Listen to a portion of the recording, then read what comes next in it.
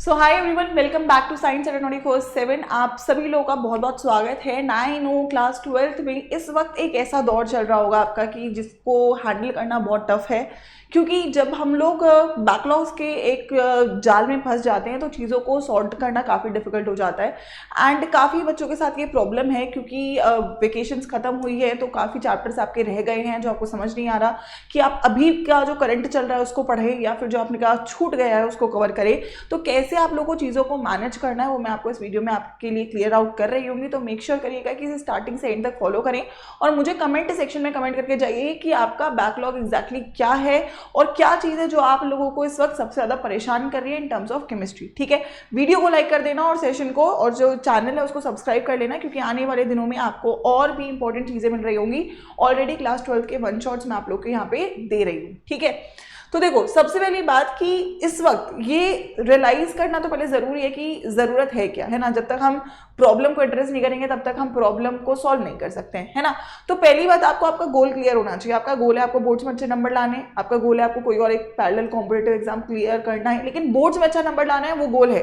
तो पहली चीज़ तो यही क्लियर होनी चाहिए। ठीक है, उसके बाद आपको अपनी अभी की सिचुएशन समझनी है कि यार मैंने क्या कुछ नहीं पढ़ा है, क्या मैं पढ़ना चाह ही नहीं रहा हूँ, क्या मुझे पढ़ाई हो ही नहीं रही है, क्या मुझे मैनेज ही नहीं हो रहा है। सो मेरा भी क्या सिचुएशन है, क्या मेरे को तीनों में से फॉर एग्जांपल मैं बोलूँ सोल्यूशन इलेक्ट्रोकाइनेटिक्स कोई चैप्टर नहीं आता, एक आता है, कुछ चैप्टर में कुछ कुछ आता है, कुछ कुछ नहीं आता है। तो you need to find out पहले प्रॉब्लम क्या है ना। उसके बाद आपको उसके अकॉर्डिंग अब एक रोड मैप क्रिएट करना पड़ेगा कि किस तरीके से अब मुझे बैकलॉग्स को कवर करना है और फिर उस पर काम करना है, क्योंकि आप केवल प्लान करके नहीं चीज़ों को छोड़ सकते और वो प्लान आज से और अभी से ही करना है, क्योंकि जितना आप चीज़ों को डिले करोगे उतना वो आप लोग को आगे जाके ट्रबल करेंगे, क्योंकि समय धीमे धीमे कम होता चला जाएगा आपके एग्जाम तक। ठीक है, सो जितने भी छोटे छोटे टेस्ट हैं स्कूल में हैं, आप लोग अगर बैच में हो तो बैच में है, तो वो टेस्ट आपको अच्छे करने हैं। आपको केवल बोर्ड अच्छा नहीं करना, बोर्ड ऑटोमेटिकली अच्छा होता है जब आपके बीच के टेस्ट अच्छे होते हैं, तो आपको उस पर फोकस करना पड़ेगा। ठीक है, अब बैकलॉग्स को एड्रेस करना जरूरी क्यों है? पहला तो ये है कि हम माने ही ना कि मेरा बैकलॉग है। ठीक है, क्योंकि जब अगर आपके पास बैकलॉग्स हैं तो आपको कंसेप्ट्स नहीं आते, है ना। किसी चैप्टर का कुछ चीज़ इलेक्ट्रो नहीं आता तो कहीं ना कहीं आप लोग को डी ब्लॉक में इलेक्ट्रॉन पोटेंशियल में प्रॉब्लम आ रहा होगा। सोल्यूशन नहीं आता तो सोल्यूशन के कोई टॉपिक में दिक्कत है तो दिक्कत बनी ही रहेगी, है ना। तो कंसेप्चुअल प्रॉब्लम रहेगा, कॉन्फिडेंस नहीं रहेगा कि यार मेरे को नहीं आता है, ये फीलिंग ही रहेगा और पेपर में आप कभी भी टेस्ट देना नहीं चाहोगे या मन में डर रहेगा कि नंबर तो नहीं आ रहे हैं मेरे। ठीक है, जिसकी वजह से यू विल ऑलवेज फील कि मेरा तो एग्जाम अच्छा होगा ही नहीं, होता ही नहीं है, और वो एक लूप बन जाता है जो आपका लास्ट तक रहता है। तो इट्स इंपॉर्टेंट कि आप इस पर काम करना स्टार्ट करो, क्योंकि अगर आप इसे करोगे तो आपका स्कोर अच्छा आना शुरू होने लगेगा, आपको स्ट्रेस नहीं होगा, क्योंकि आपको लग रहा होगा कि मैं चीज़ों को कवर अप कर रहा हूँ और साथ में आपका जो प्रोग्रेस है, राइट, जो आप लोगों का पूरा ये अगले 5-6 महीने का सफर है वो आपके लिए स्मूथ होता चला जाएगा। एंड यू विल रियलाइज कि बाय द टाइम आप बोर्ड्स तक पहुंचोगे आप लोग टेंशन में नहीं होगे, क्योंकि आपने काफ़ी चीज़ों को समय रहते हुए कवर कर रखा होगा। ठीक है, अब इसको करने का क्या तरीका हो सकता है, कैसे आपको शुरुआत करनी चाहिए? सबसे पहला काम आइडेंटिफिकेशन है। आपको आइडेंटिफिकेशन करना है, एक टेबल बना लो या जहां भी आप अपना काम करते हो, just make a sheet. Top वहाँ पे पहले तो आइडेंटिफाई द चैप्टर्स जिसमें बैकलॉग है, सोल्यूशन में है, काइनेटिक्स में, जिसमें भी है। फिर उसके आगे टॉपिक्स लिखो कि इस अगर फुल चैप्टर है तो फुल चैप्टर ही लिखो, लेकिन अगर किसी चैप्टर के कुछ टॉपिक्स में है तो टॉपिक्स बना लो। तो आपके पास एक पूरा पेज होगा जिसमें आपके पास होगा कि ये चीज़ें हैं जो मेरी बैकलॉग है। ठीक है, ऐसे आपका और भी सब्जेक्ट्स में हो सकता है, मतलब subject chapter topic, subject chapter topic आपके पास होना चाहिए। पैरेलली जो लाइव चल रहा है, जो अभी करंटली चल रहा है, वो तो करना ही है। अगर आप वो भी नहीं कर रहे हो ये सोच के कि बैकलॉग करूंगा, तो बैकलॉग का पता है क्या होता है, खाई बड़ा होता जाता है ना। तो आपको ये जो पेस है ये तो लेके ही चलनी है, इसमें थोड़ा एडिशन करना पड़ेगा ताकि ये पीछे का जो गैप है ये आप यहाँ पे फुलफिल कर सको।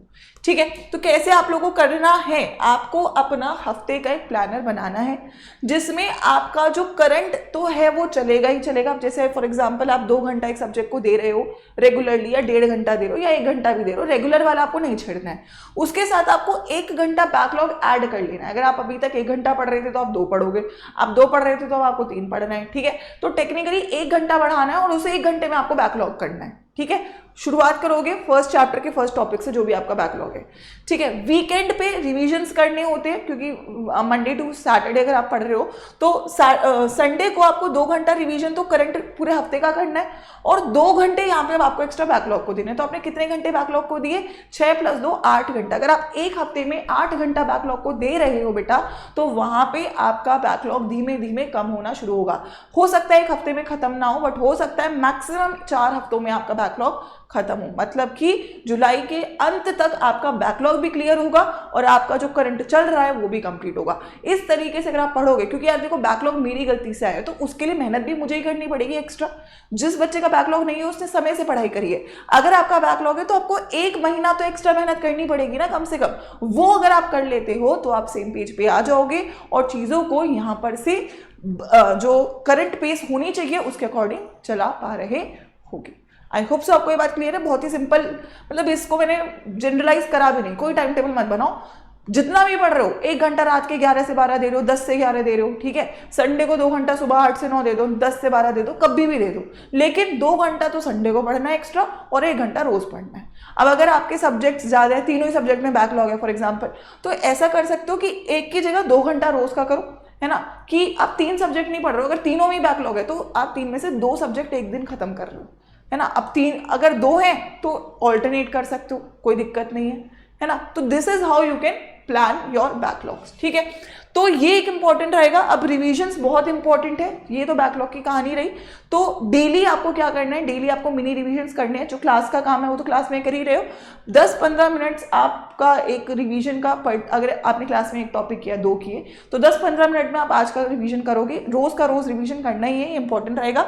वीकली ट्राई करेंगे टेस्ट लगाने की, बैचेस में हम टेस्ट कर रहे होते हैं, तो बैच टेस्ट आप देते हो अगर बैच में पढ़ रहे होते हो। प्रीवियस ईयर क्वेश्चंस के लिए आप स्लॉट्स रखें, फॉर एग्जांपल या तो आप चाहो तो डेली का डेली भी कर सकते हो, वरना चैप्टर जब खत्म होता है संडे वाले दिन आप उस चैप्टर के PYQs लगा लो, ठीक है।